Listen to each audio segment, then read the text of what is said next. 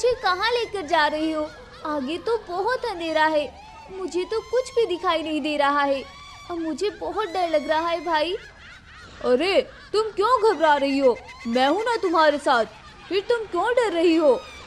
भाई मैं तो पीछे का रास्ता भी भूल गई, हम कहाँ से होकर आए हैं? अगर हम दोनों इस घने अंधेरे में अलग हो गए तो मैं कहाँ जाऊंगी भाई? आप पीछे वापस चले।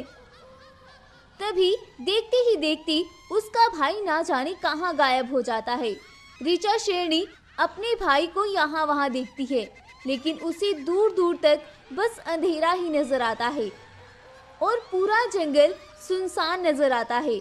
ऋचा शेरनी बेचारी अपने भाई को इधर उधर तलाश करती है, मगर उसे कहीं भी वो नजर नहीं आता है और वो चलते चलते एक और भी सुनसान जगह में पहुंच जाती है। वो जंगल बहुत ही घना और डरावना था। उस जंगल से हर तरफ से कुछ अजीब सी आवाजें आ रही थी। ऋचा शेरनी इन आवाजों को सुनकर बहुत डर जाती है। कौन है? प्लीज मेरी कोई मदद करो, मैं अपने भाई से बिछड़ गई हूँ, प्लीज मेरी कोई मदद करो प्लीज। तभी उस रास्ते से होती हुई एक शेरनी वहां से गुजरती है। वह शेरनी ऋचा को वहां देखकर रुक जाती है। अरे बेटा, तुम इतनी अंधेरी रात में यहाँ क्या कर रही हो? क्या मैं तुम्हारी कोई मदद कर सकती हूँ? शेरनी आंटी, मैं अपने भाई के साथ जंगल में आई थी और मेरा भाई ना जाने कहाँ चला गया। मैं अकेली रह गई, मैं अपने भाई को ही ढूंढ रही हूँ। अब बेटा तुम एक काम करो, अभी तुम मेरे साथ चलो और सुबह मैं तुम्हें तुम्हारे जंगल छोड़ दूंगी। लेकिन शेरनी आंटी, मुझे तो अपने जंगल का रास्ता भी नहीं पता, फिर मैं कैसे जंगल वापस जाऊं? मैं तो कभी इस रास्ते से नहीं गुजरी, इसीलिए मुझे कुछ भी समझ नहीं आ रहा है। अच्छा चलो कोई नहीं, तुम मेरे साथ चलो। अब शेरनी ऋचा को अपने घर लेकर आती है। ऋचा शेरनी जब शेरनी की हवेली देखती है तो दंग रह जाती है। वह शेरनी सुंदरवन जंगल की महारानी थी और वो एक बहुत अमीर शेरनी थी। इतनी आलीशान हवेली को देखकर ऋचा खुश होती है और वह बोलती है, रानी शेरनी, क्या ये आपका घर है? हाँ बेटा, ये मेरा ही घर है, लेकिन बदकिस्मती की बात है कि मैं इतनी आलीशान हवेली में अकेली ही रहती हूँ। मेरी कोई संतान नहीं है बेटा। अरे रानी शेरनी, आप ऐसा क्यों बोल रही हैं? आपके पास इतनी धन दौलत है, फिर भी आप उदास हैं। मेरे पास देखो कुछ भी नहीं है, और तो और मेरी माँ भी नहीं है। मेरी माँ मेरे पैदा होने के कुछ घंटों बाद ही मर गई थी और कुछ दिन मेरे पिता ने मेरा बहुत ख्याल रखा और फिर एक दिन मेरे पिता ने जंगल की एक शेरनी से शादी कर ली। मैं अपनी माँ को देखकर बहुत खुश थी, लेकिन उनका बर्ताव मेरे साथ बिल्कुल भी अच्छा नहीं है। वो पूरा दिन मुझसे जंगल के काम करवाती है और बोलती है, अगर तुमने अपने पिता को ये सब बताया तो मैं तुम्हें जान से मार दूंगी। लेकिन माँ जी, आप ये सब क्यों करती हैं? मैं आपको दिल से अपनी माँ मानती हूँ, फिर भी आप मेरे साथ ये सौतेला सलूक क्यों करती हैं? चुप कर और चुपचाप जाकर मेरे लिए खाना लेकर आ। अगर मैंने कभी उन्हें मना किया तो वो मुझे खूब मारती हैं। मेरे पिताजी पूरा दिन मेहनत करते हैं और शाम को आकर वो सो जाते हैं। उन्हें कुछ भी नहीं पता मैं उस घर में एक एक पल कैसे गुजारती हूँ। मेरी सौतेली माँ मेरे साथ बहुत बुरा सलूक करती है। क्या वो तुम्हारे साथ ये सब करती है? और वो तुम्हारा भाई जो तुम्हें जंगल में छोड़कर गया है, वो तुम्हारा ख्याल नहीं रखता है?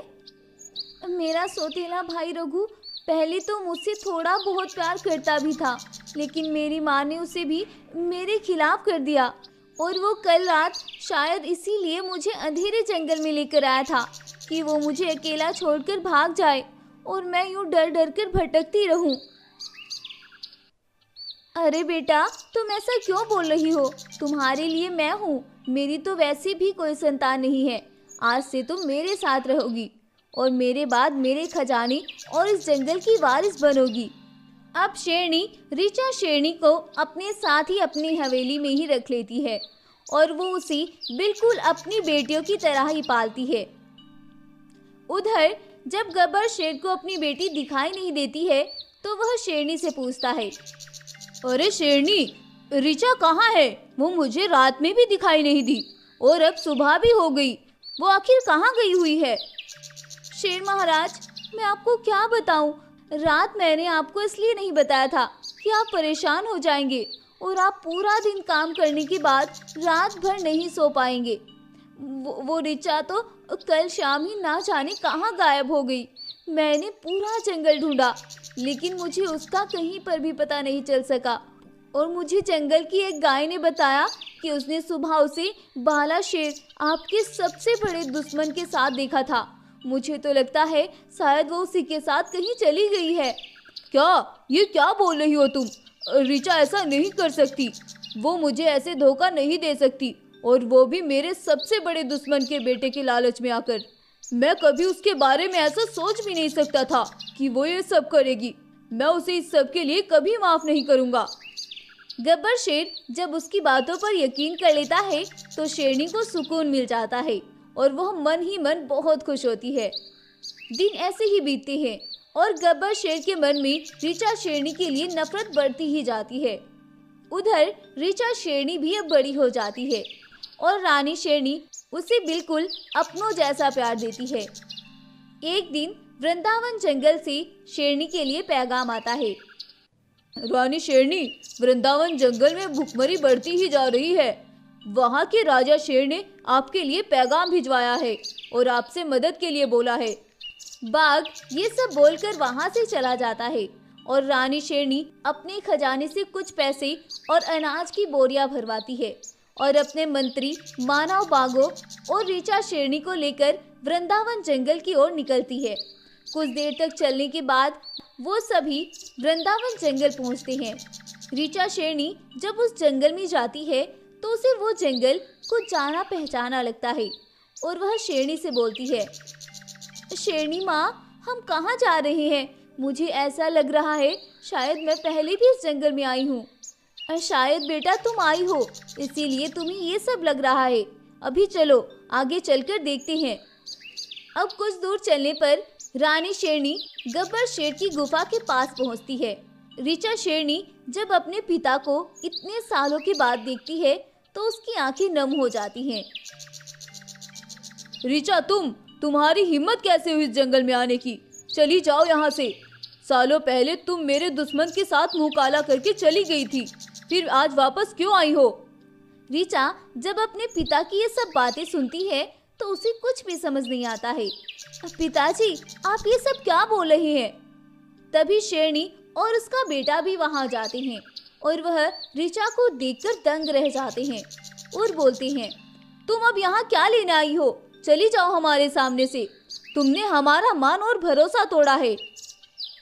रानी शेरनी जब ये सब बकवास सुनती है तो वह बोल पड़ती है, ये सब क्या बोल रही हो तुम? और तुम्हारी हिम्मत कैसे हुई मेरी बेटी के बारे में ये सब बोलने की? शेरनी माँ, आप चुप हो जाएं।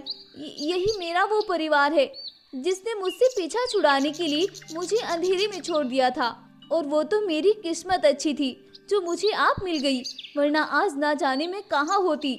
और ये अब अपनी करतूतों को छुपाने के लिए मुझ पर इल्जाम लगा रहे हैं। गब्बर शेर ये सब सुनकर हैरान होता है और बोलता है, ये क्या बोल रही हो तुम हमें छोड़कर गई थी, वो भी हमारे दुश्मन के साथ।